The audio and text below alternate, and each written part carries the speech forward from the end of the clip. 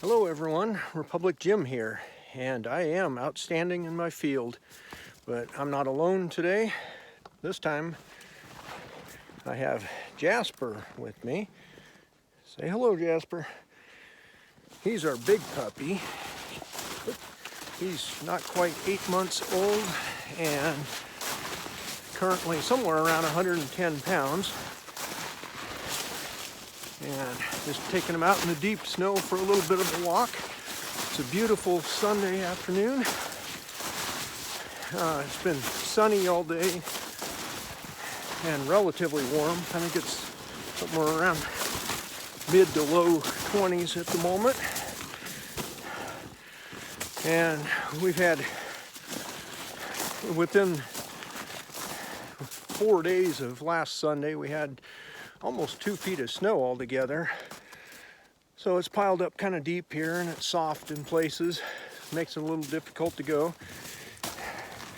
But definitely good to get the Newfoundlands out and let them practice in their natural conditions.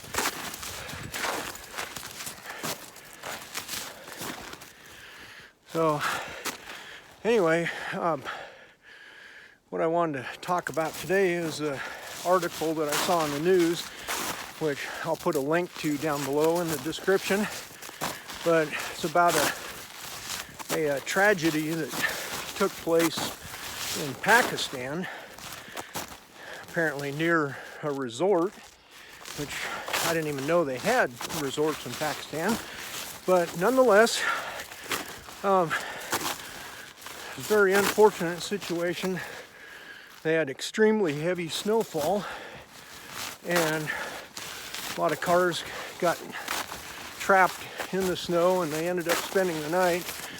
And I think they said so far that they know of, a total of 22 people died, which is really sad. And according to the article, they said it was from hypothermia. I personally find that kind of questionable because they said the temperature got down to about 17 degrees that night. And I realize for most people that aren't adapted to cold, 17 degrees is pretty chilly. But if you have a coat and you're in a vehicle, have shelter. I don't see that there's any reason that many people should have died of hypothermia. I think it's far more likely that they're trying to run their car's heaters to stay warm and the snow was coming down enough that it blocked up their exhaust pipes, and probably most of them actually died from carbon monoxide poisoning, which of course could have been avoided by just either shutting off the vehicle and being a little colder or clearing away the tailpipe and making sure that it didn't get blocked up. I mean, even if the snow is really coming down heavy, it doesn't take that much effort to clear away around just right by the car so that you have room for the exhaust. But that kind of brings me to the topic of why it was such a needless tragedy, because I don't know what their customs are there, what they have or anything.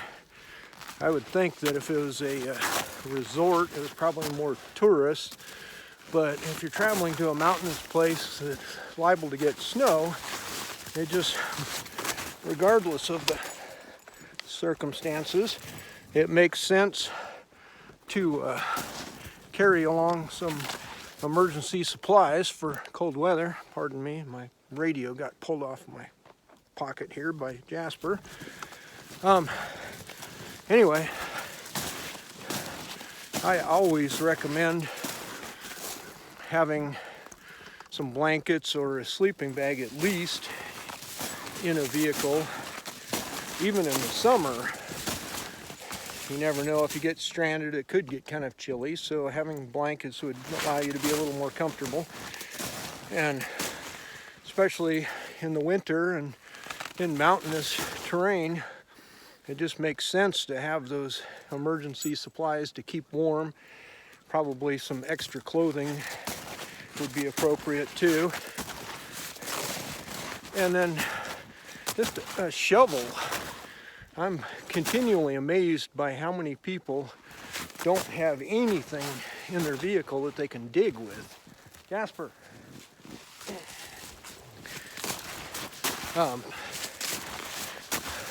You know, I carry around a big scoop shovel in my rig that really works great for digging snow or mud or anything like that. But even if you don't carry that, just a little collapsible shovel, like an entrenching tool or whatever, something that you can use for digging just to do some basic clearing of snow away from the vehicle, or if you get stuck, helping to dig out under it and so you can get some traction. But you know, I think with that much snow, they weren't going to go anywhere anyway, even if they got the car temporarily freed up. But they certainly could have kept the snow buildup away to where they could run the car and, you know, periodically run the heater without having to worry about carbon monoxide poisoning. And of course, like I said, if they could stay warm, or, you know, not too cold without running the heater, then they wouldn't even need to worry about that. So if they had blankets or extra coats or that sort of thing, then that would make that point irrelevant. Or depending on what the area is like, if they had a fair amount of trees around, anything that they could use for firewood, somebody that had, you know, emergency lights and the equipment to gather firewood and start a fire, they could have just warmed up that way. So, I mean, there's multiple things that people could have had along that would have prevented that sort of tragedy. So, like I said, it's really an unfortunate story, but it drives home the point that it's always good to be prepared, and you just never know when some freak weather event like that will happen, or whether you might slide off the road and get stuck in a ditch in a remote location and not have help show up for a while, or, you know, there's multiple scenarios that could come up. So it just makes sense to be as prepared as possible. Not saying everybody needs to carry along quite as much emergency gear as I do, and they may not have the capability to do that anyway, but especially for the vehicles where they had multiple people in them that all died, I can only assume that had to have been carbon monoxide poisoning, because they could have just all huddled together and relied on body heat to help prevent hypothermia. But, you know, when you have multiple people in a car like that, you can split up the tasks too and have people take shifts with clearing away the snow or keeping a fire going or whatever needs to be done. So, you know, when you have several people, it actually increases your ability to deal with an emergency like that, as opposed to if you're completely unprepared, then it just makes it to where there's more victims. But, you know, if you're prepared, you have a team, you can work together on it and all pull through fine. So, you know, but a lot of it just comes down to that preparedness and having the correct emergency gear and knowing how to use it. So that's just some quick thoughts on that topic. I hate to see articles like that in the news, and I really hope that others can avoid that by taking some sensible steps. And hopefully this has been helpful for somebody.